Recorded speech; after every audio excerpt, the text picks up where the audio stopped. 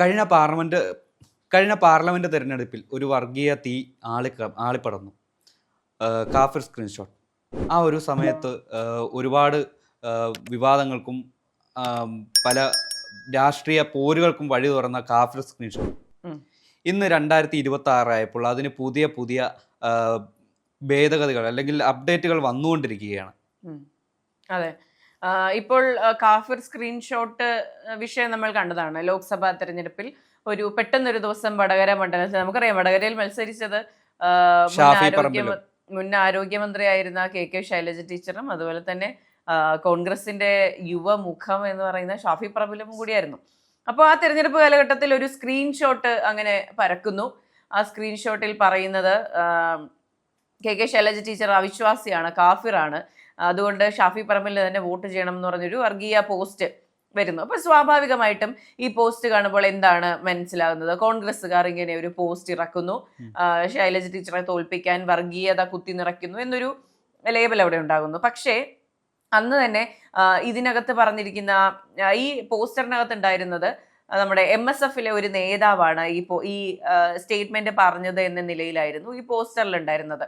പക്ഷെ അന്ന് മുതൽ മുസ്ലിം ലീഗ് കൃത്യമായി ഈ കാര്യത്തിൽ ഇടപെട്ടിട്ടുണ്ട്. ഇത് നിങ്ങൾ അന്വേഷിക്കണം, നിങ്ങൾ അന്വേഷിച്ച് ഞങ്ങളുടെ ഭാഗത്ത് തെറ്റുണ്ടെങ്കിൽ നിങ്ങൾ പറയണം എന്നുള്ള കോൺഫിഡൻസ് കൃത്യമായി തന്നെ അവർ കാണിച്ചിട്ടുണ്ട്. അതിനുള്ള ഏറ്റവും വലിയ കോൺഫിഡൻസിനുള്ള കാരണം എന്ന് പറയുന്നത് ഇത്തരത്തിലൊരു വർഗീയ പരാമർശം അവർ നടത്തില്ല. MSFലെ ഒരു നേതാവും അല്ലെങ്കിൽ മുസ്ലിം ലീഗിലെ ഒരു നേതാവും ഒരു കോൺഗ്രസ്സുകാരനും അത് ചെയ്യില്ല എന്നുള്ള കോൺഫിഡൻസ് തന്നെയായിരുന്നു. അപ്പോഴാണ് ഇത് ആര് ചെയ്തു എന്ന ചോദ്യത്തിന് ഇത് ബൂമറാങ് പോലെ തിരിച്ച് ഇടത് പാളയത്തിൽ തന്നെ പോയത്. ഇപ്പോൾ നമ്മൾ കണ്ടു, ഒരു DYFI പ്രവർത്തകനാണ് അറസ്റ്റിലായിട്ടുള്ളത്.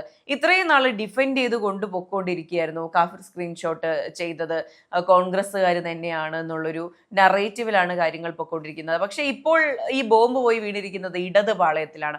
അവർ തന്നെയാണ് ചെയ്തത്, അവർ അംഗീകരിക്കേണ്ടി വരുന്ന ഒരു സാഹചര്യം ഉണ്ടാകുന്നു. കഴിഞ്ഞ ദിവസം DYFIയുടെ വസീഫു എന്ന് പറയുന്നത്, നിങ്ങൾ DYFIക്കാരെ എല്ലാം ആക്രമിക്കരുതേ എന്നാണ്, അന്വേഷണം നടക്കട്ടെ, DYFIക്കാരെ എല്ലാം ആക്രമിക്കല്ലെന്ന്. അതിൽ തന്നെയുണ്ട് DYFIയിലെ ഒരു നേതാവ് തന്നെ ആകാം, ഈ പറഞ്ഞ അകത്ത് പോയ ആള് തന്നെയാണ് ഇതിന് പിന്നിൽ എന്ന് പറയുന്നുണ്ട്.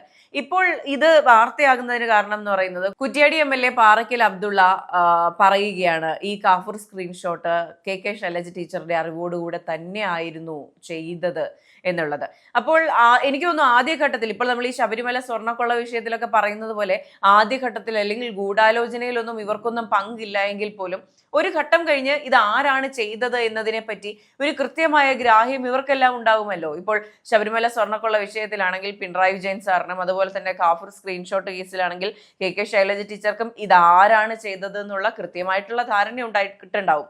അപ്പൊ അതിനുശേഷം ഇതിന് എന്തുകൊണ്ട് മൗന സമ്മതം കൊടുക്കുന്നു എന്നുള്ള ചോദ്യമല്ലേ നമ്മൾ തിരിച്ചുന്നയിക്കേണ്ടത്. അപ്പോൾ സ്വാഭാവികമായിട്ടും ഈ വിരലുകളെല്ലാം തന്നെ ശൈലജ ടീച്ചർക്ക് നേരെ ചൂണ്ടും. അപ്പോൾ ഇതിനെല്ലാം ഉത്തരം പറയേണ്ട ഒരു സാഹചര്യം കൂടെ വരും. ഇനി നമ്മൾ നോക്കേണ്ട മറ്റൊരു കാര്യം എന്ന് പറയുന്നത്, CPM എപ്പോഴും പറയുന്നത് BJP വർഗീയത പറയുന്നു, അവര് വർഗീയത പറയുന്നു, മുസ്ലിം ലീഗ് വർഗീയ പാർട്ടിയല്ലേ എന്നൊക്കെ ചോദിക്കുന്ന ഇവർ തന്നെയാണ് പല മണ്ഡലങ്ങളിലും ഈ പറഞ്ഞ ഈ ഒരു സ്ട്രാറ്റജി എടുത്തുകൊണ്ടിരിക്കുന്നത്. ഇപ്പോൾ ലോക്സഭാ തെരഞ്ഞെടുപ്പിൽ വടകരയിൽ മാത്രമല്ല ഇത് സംഭവിച്ചത്. നിയമസഭാ തെരഞ്ഞെടുപ്പിൽ പേരാമ്പ്രയിൽ നമ്മൾ ഇത് കണ്ടു. നമ്മുടെ ഫാത്തിമ തെഹലിയയുടെ മണ്ഡലത്തിൽ TP രാമകൃഷ്ണനും അതുപോലെ തന്നെ ഫാത്തിമ തെഹലിയ മത്സരിച്ച മണ്ഡലത്തിൽ നമ്മുടെ കൗമിലെ കുട്ടിയെ വിജയിപ്പിക്കുക എന്നൊക്കെ പറഞ്ഞിട്ട് പോസ്റ്റ് ഇറങ്ങുന്നു. അതിനുശേഷം അത് ഇടതുപാളയത്തിൽ നിന്നാണ് വന്നതെന്ന് കണ്ടെത്തുന്നു. അപ്പോൾ ഈ ഒരു സ്ട്രാറ്റജി പല മണ്ഡലങ്ങളിലും ശ്രമിച്ചിട്ടുണ്ടാകാം. ഇപ്പോൾ പുറത്തു വന്ന 2 മണ്ഡലങ്ങൾ, 2 സംഭവങ്ങൾ ഇതാണെങ്കിൽ എവിടെയെല്ലാം ഇത്തരത്തിൽ വർഗീയത കുത്തി നിറയ്ക്കാൻ, മറ്റൊരാളുടെ ക്രെഡിറ്റിൽ ഇത് കുത്തി നിറയ്ക്കാൻ ശ്രമിച്ചിട്ടുണ്ടാകും. ചിലതൊക്കെ നടന്നിട്ടുണ്ടാകും. ഇതിൽ ഏറ്റവും വലിയ വിരോധാഭാസം എന്ന് പറയുന്നത് ഞങ്ങളാണ് വർഗീയത തടയുന്ന പാർട്ടി എന്ന് പറയുന്നൊരു പാർട്ടിയാണ് ഈ CPM എന്ന് പറയുന്നത്.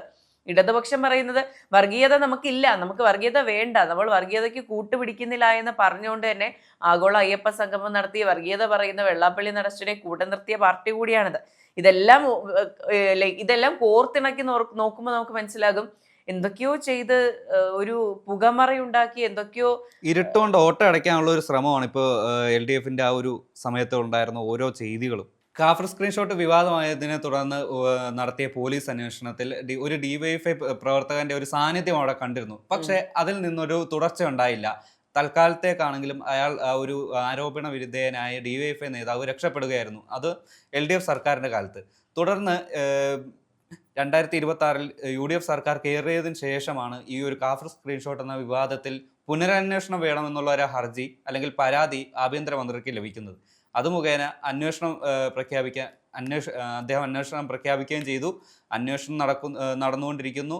കൂടാതെ ചുരുങ്ങിയ ദിവസത്തിനുള്ളിൽ അത് 20ഓളം പേർക്ക് അയച്ചു കൊടുത്ത ഒരു ഗ്രൂപ്പിന്റെ അഡ്മിൻ കൂടിയായ DYFI പ്രവർത്തകനെയാണ് അറസ്റ്റ് ചെയ്തത്. അപ്പൊ ഇതിൽ നിന്ന് തന്നെ മനസ്സിലായി വേട്ടക്കാരനും ഇരയെന്ന് സ്വയം ബാധിക്കുന്നയാളും ഒന്നാണെന്നുള്ള കാര്യം നമുക്ക് പൊതുകേരളത്തിനും മനസ്സിലായി. ഇതുപോലെ തന്നെയാണ് പേരാമ്പ്രയിൽ നടന്നത്. അത് ഫാത്തിമ തഹ്ലിക്കെതിരായ ഒരു വർഗീയ പരാമർശം അല്ലെങ്കിൽ ആ ഒരു അനൗൺസ്മെന്റ്, ആ ഒരു അനൗൺസ്മെന്റ് പോയത് TP രാമകൃഷ്ണന്റെ പ്രചരണം നടക്കുന്ന അതേ ജീപ്പിൽ നിന്ന് തന്നെയാണ്. അതുമാത്രമല്ല, ആ സമയത്ത് തെരഞ്ഞെടുപ്പ് കമ്മീഷനിൽ പരാതി കൊടുത്ത് ആ ഒരു സമയത്ത് ഞങ്ങൾ ഫുൾ കോൺഫിഡൻസിലാണ്, ഞങ്ങൾ ഒരു തെറ്റും ചെയ്തിട്ടില്ല എന്നുള്ള രീതിയിൽ ഡിഫെൻഡ് ചെയ്തെന്ന ആൾക്കാർ തന്നെ പതുക്കെ ഒരു സമയം കഴിഞ്ഞപ്പോൾ അവർ നിശബ്ദരായി. കാരണം ഇനിയും ഇത് തുറന്നുകൊണ്ട് പോയാൽ ഈ പരാജയത്തിന്റെ ഒരു വീക്കം അല്ലെങ്കിൽ അതിന്റെ ഒരു ആക്കം കൂടുമെന്നുള്ള കാര്യം ഉറപ്പായതുകൊണ്ട് അതിൽ നിന്ന് അവർ സൈലന്റ് ആകുകയായിരുന്നു. അത് തന്നെയാണ് ഇവിടെ സംഭവിച്ചത്. ഇപ്പോൾ വസീഫ് പറഞ്ഞല്ലോ, അതായത് ഞങ്ങളെ രാഷ്ട്രീയമായി പോരാടുന്നു. ഈ രണ്ട് പാർട്ടികൾ തമ്മിൽ രാഷ്ട്രീയപരമായുള്ള ഒരു ആശയങ്ങൾ തമ്മിൽ പോരടിക്കുമ്പോൾ അതിൻ്റെ ഇടക്ക് വർഗീയത കുത്തിക്കയറ്റിയപ്പോഴുള്ളപ്പോൾ ആ ഒരു സംഭവവികാസമാണ് നമ്മൾ വടകരയിലും പേരാമ്പ്രയിലും കണ്ടത്. ഇനിയെങ്കിലും വർഗീയതക്കെതിരാണ് എന്ന് പറയുന്ന CPM-നെ ഇനി BJP-ന്റെ ഒരു ബി ടീമായിട്ടാണ് ഇനി CPM-നെ അല്ലെങ്കിൽ ഈ ഒരു LDF-നെ ചേർക്കേണ്ടത്. അതെ, ഇപ്പോ അത് മാത്രമല്ല, CPM വളരെ സെലക്റ്റീവായിട്ടാണ് കാര്യങ്ങൾ ഡീൽ ചെയ്യുന്നത്. ഇപ്പോൾ DYFI നേതാവിനെ അറസ്റ്റ് ചെയ്തു. എനിക്ക് ജിതിൻ ഭാസ്കർ എന്ന വ്യക്തിയെ അറസ്റ്റ് ചെയ്തിട്ടുണ്ട്. പക്ഷെ അദ്ദേഹത്തിന് വേണ്ടി മുറവിളി കൂട്ടാൻ എത്ര പേരുണ്ട്, അദ്ദേഹത്തിന് വേണ്ടി സംസാരിക്കാൻ എത്ര പേരുണ്ട്. ഇപ്പോൾ വർഗീയത കുത്തി നിറയ്ക്കാൻ ശ്രമിച്ച ഒരാളെ അനുകൂലിക്കണമെന്നൊന്നുമല്ല, പക്ഷെ പലർക്കും പല നീതി ലഭിക്കുന്ന ഒരു പാർട്ടി കൂടിയാണ് CPM എന്ന് പറയുന്നത്. ഇപ്പോൾ കഴിഞ്ഞ ദിവസം നമ്മുടെ തൃത്താലയിലെ MLA VT ബൽറാം പറയുന്നുണ്ടായിരുന്നു, വീണ തൈക്കണ്ടിക്ക് വേണ്ടി മുറവിളി കൂട്ടിയ 100 പ്രവർത്തകരിൽ ഒരാളെങ്കിലും ഈ പറഞ്ഞ ജിതിൻ ഭാസ്കറിന് വേണ്ടിയിട്ട് സംസാരിക്കാനുണ്ടായിരുന്നോ എന്ന് ചോദിക്കുന്നു. പോട്ടെ, ജിതിൻ ഭാസ്കർ വേറൊരു ജോണറാണെന്ന് വേണമെങ്കിൽ പറയാം. പക്ഷെ ഇപ്പുറത്ത് കോടിയേരി ബാലകൃഷ്ണന്റെ മകനെ ED കേസിൽ പെടുത്തിയപ്പോഴും അദ്ദേഹത്തെ തള്ളിയൊരു നിലപാടല്ലേ പാർട്ടി സ്വീകരിച്ചത്, പിണറായി വിജയൻ സ്വീകരിച്ചത്. പക്ഷേ ഇപ്പോൾ ആ സമയത്ത് നമുക്ക് നോക്കുകയാണെങ്കിൽ ബിനീഷ് കോടിയേരി ആദ്യ ഘട്ടം മുതൽ അവർക്കൊപ്പം നിൽക്കുകയാണ്. അപ്പോൾ കഴിഞ്ഞ ദിവസം ഞാൻ ഏതോ ഒരു മാധ്യമത്തിന്റെ ഒരു പൊളിറ്റിക്കൽ അനാലിസിസ് വായിക്കുകയാണ്, വീണ തൈക്കണ്ടിയും ബിനീഷ് കോടിയേരിയും തമ്മിലുള്ള വ്യത്യാസം എന്ന് പറഞ്ഞിട്ട്. അപ്പോൾ ഇത്തരത്തിൽ മാധ്യമങ്ങൾക്ക് പോലും ഇതിനെ എടുത്തു വെച്ച് കമ്പയർ ചെയ്യാനുള്ള സാഹചര്യത്തിലേക്ക് CPM ഇവരെ ഇട്ട് കൊടുക്കുന്നുണ്ട്. അപ്പോൾ VT ബൽറാം ചോദിക്കുന്ന കാര്യം ഇതാണ്, ഈ താഴെ തട്ടിലുള്ള പ്രവർത്തകർക്ക് അല്ലെങ്കിൽ ഈ പറഞ്ഞ ഗ്രേഡ് കുറഞ്ഞ കോക്കസ് ഗ്രൂപ്പിൽ ഇല്ലാത്ത പ്രവർത്തകർക്ക് രണ്ട് നീതിയാണോ കൊടുക്കുന്നത്? നിങ്ങൾ അവരെ ഒരു നാലാംകിട പൗരനായിട്ടാണോ കാണുന്നത് എന്ന ചോദ്യം സ്വാഭാവികമായിട്ടും ചോദിക്കേണ്ടി വരും.